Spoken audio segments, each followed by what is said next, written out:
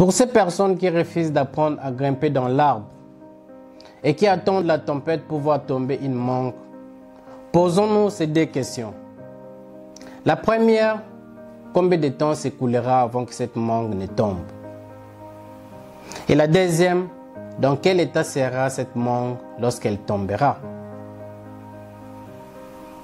Chacun de nous peut répondre par rapport à sa compréhension. N'hésitez surtout pas de nous laisser vos suggestions en commentaire. Un like, vous abonner si vous êtes nouveau, sera sympa de votre part. Merci. Mbote, je suis Moutangi Zulu.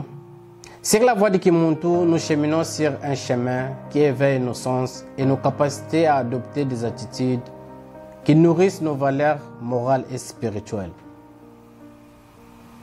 Alors, notre communauté possède des richesses de toutes sortes. L'étendue de la diversité de nos connaissances ancestrales et de notre savoir-faire a fait naître de nombreux talents.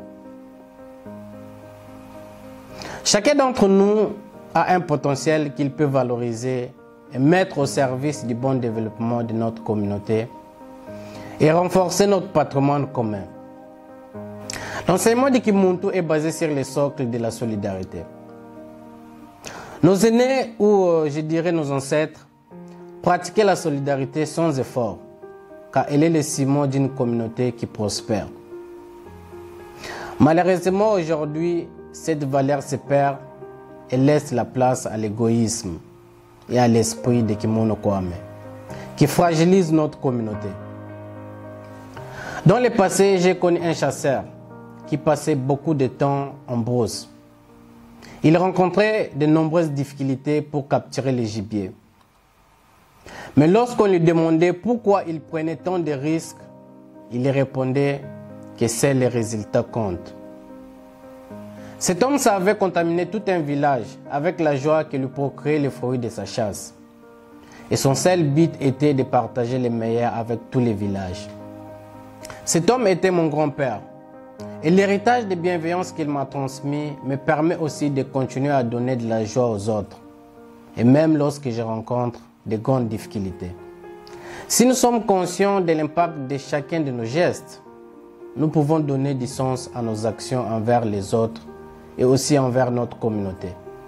La solidarité est un moyen d'honorer l'héritage du Kimuntu qui nous a été légué par nos ancêtres.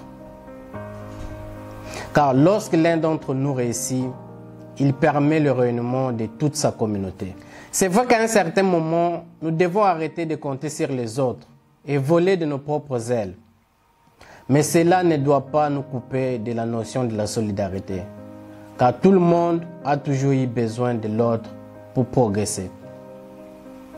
Et apporter de l'aide à autrui, c'est aussi s'aider soi-même, car on récolte toujours ce que l'on sème. Comme le dit un proverbe de chez nous, Wonso una dianfilo, yando una lomba meno. Ce qui signifie que celui qui mange l'infilo, un fruit tropical de chez nous, ne doit pas s'étonner de voir ses dents noircir. Ainsi, chaque personne porte sa responsabilité de ses actions. Comprendre et mesurer l'impact de notre solidarité envers notre communauté est un atout majeur pour arrêter de jalouser et de chercher à nuire son prochain. La solidarité construit et renforce.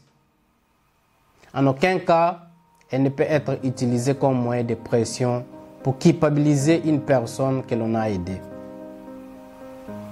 Agir de la sorte nuit à la bonne santé de l'autre. Et la nature ayant horreur du vide, le mal fait à autrui finit toujours par retourner vers son auteur. Si nos actions d'hier ont influencé notre présent, aujourd'hui nous préparons l'avenir. Restons dignes de notre rang de grands de ce monde et réhabilitons nos valeurs ancestrales.